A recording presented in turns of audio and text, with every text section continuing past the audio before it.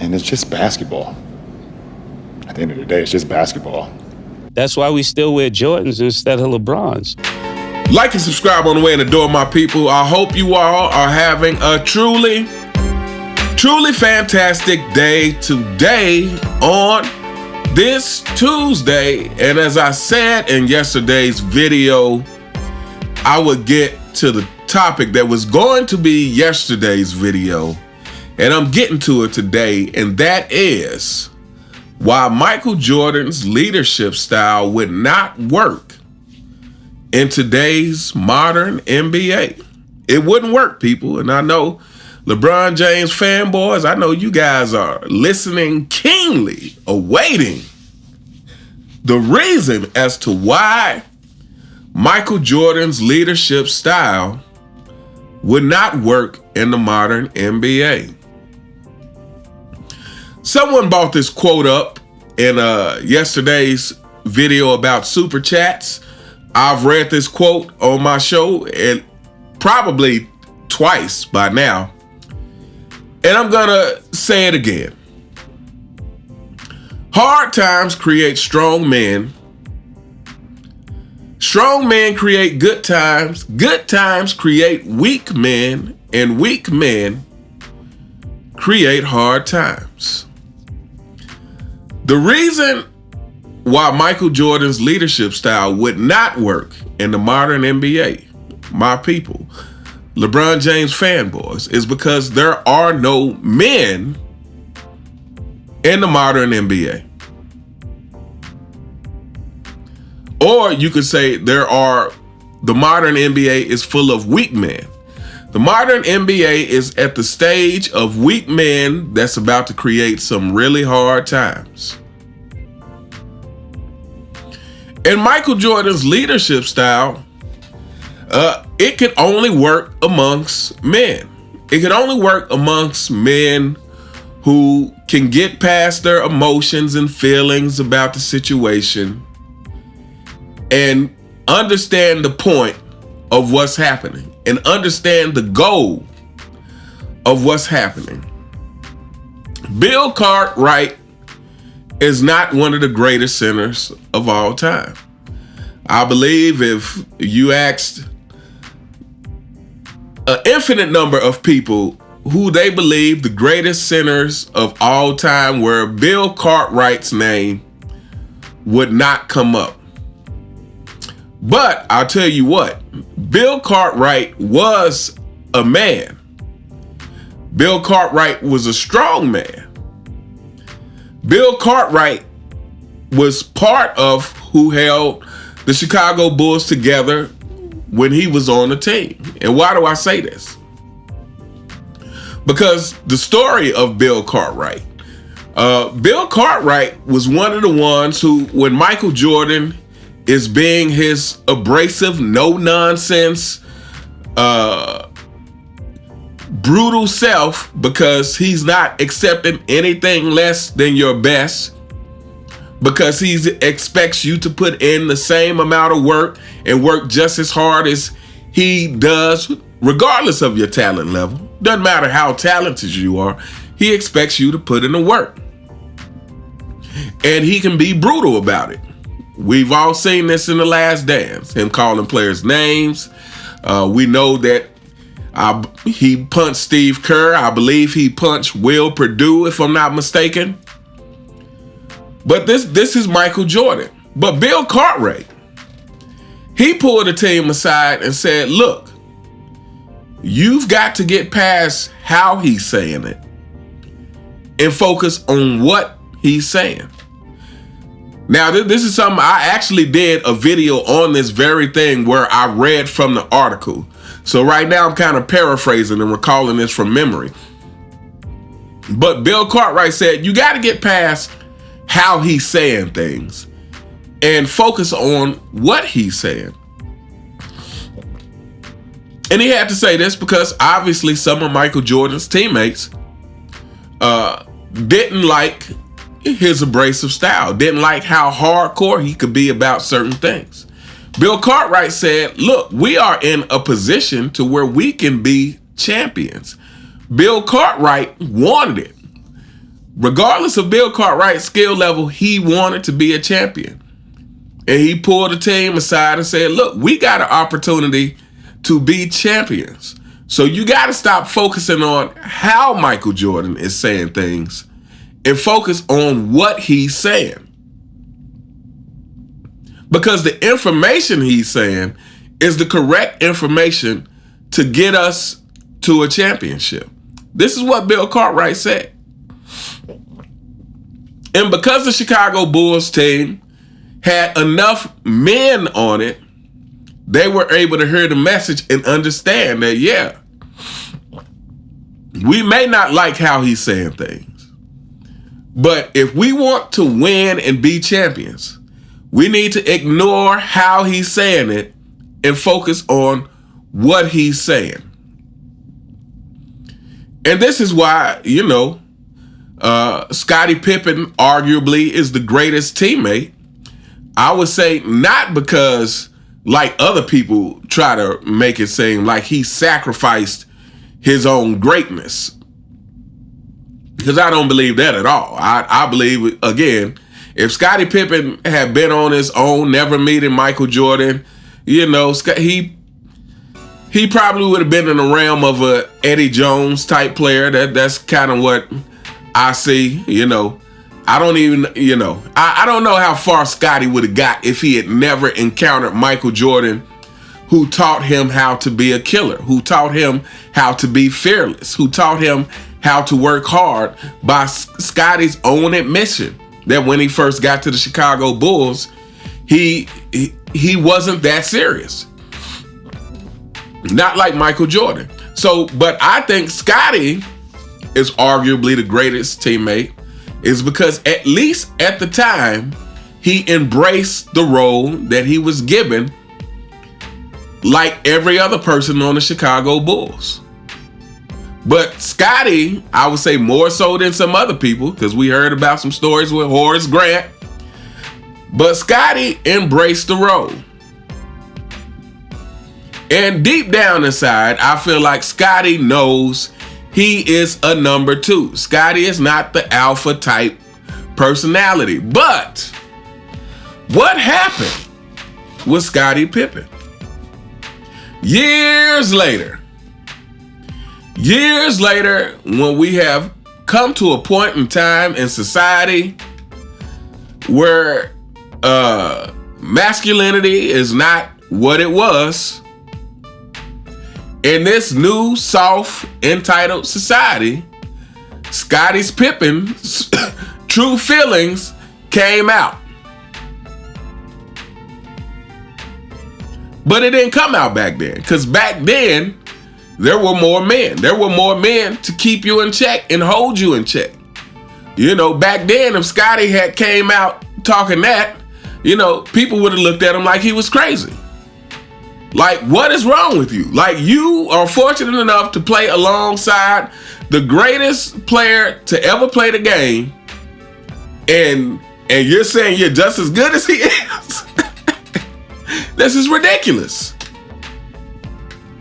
But yeah, so the modern NBA, there's no men in the modern NBA who could accept the leadership style of a Michael Jordan, who could accept who could focus on what the information is and not how the information is delivered. Again, I'm not a red pill person like that.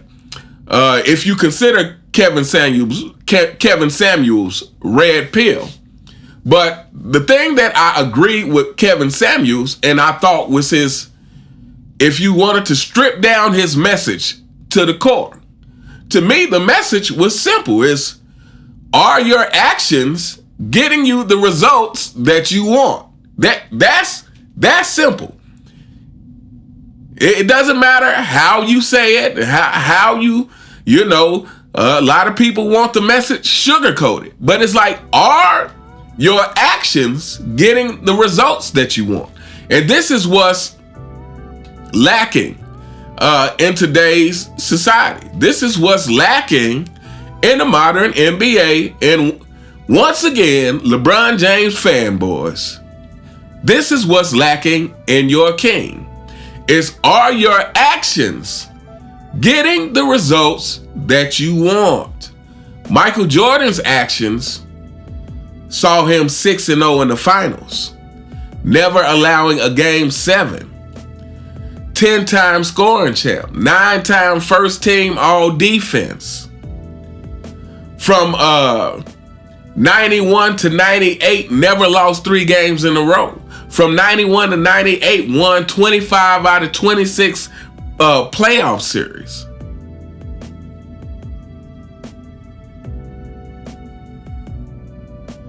This is what the actions of Michael Jordan led him to.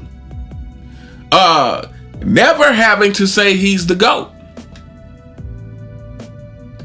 Being able to be comfortable with what he did as a basketball player, to where he doesn't have to worry about what other people are saying about him as a basketball player. He doesn't have to come out and defend himself.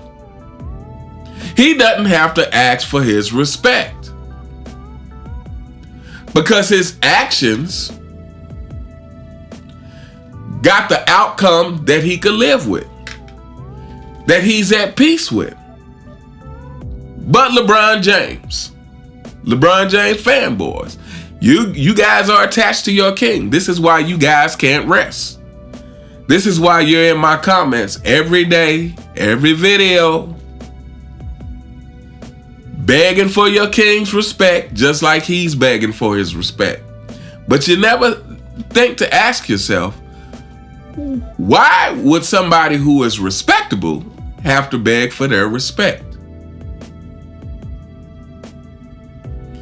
Why would someone who's respectable have to beg for their respect? LeBron James fanboys, it's simple. Are your actions getting you the results that you want? Are your actions getting you that respect? LeBron James, when you left Cleveland, did you think that was going to gain you respect? I'm sure you did, because you were thinking, oh, okay, I'm going to go get these championships, and people are going to have to respect me. But here's the deal, LeBron James fanboys.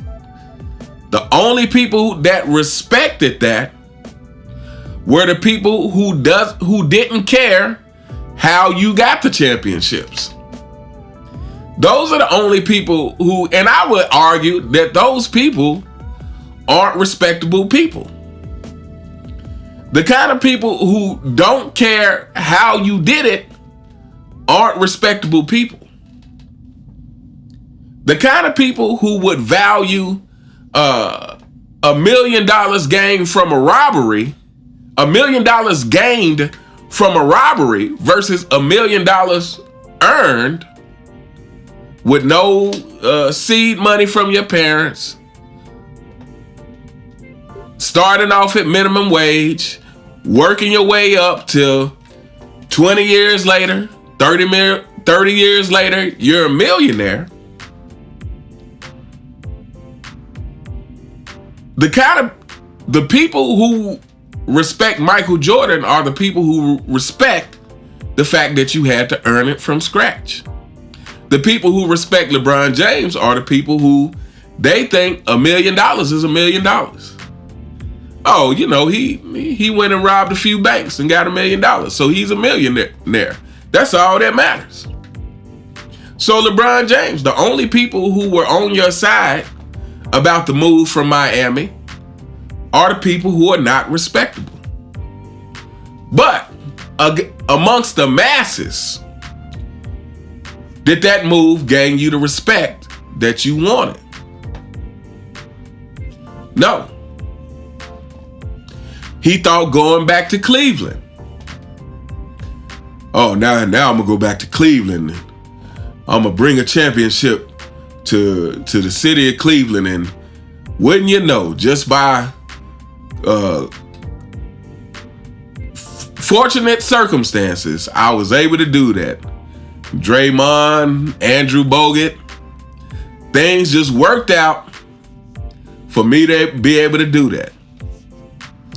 And now I've bought a championship to the city of Cleveland. Surely this has to make people respect me. No. I've talked to many people from the city of Cleveland. They got a love-hate relationship with LeBron James. Matter of fact, I played a clip in a video. I can't remember what it was, but this was a in the field clip that I just happened to run into some guy where I was out having some drinks with friends at a bar. This guy approached me because I was wearing my Chicago Bulls hat. He asked me, was I a fan? I said, yes, but I said specifically, I'm a 90s Chicago Bulls fan and I'm a Michael Jordan fan.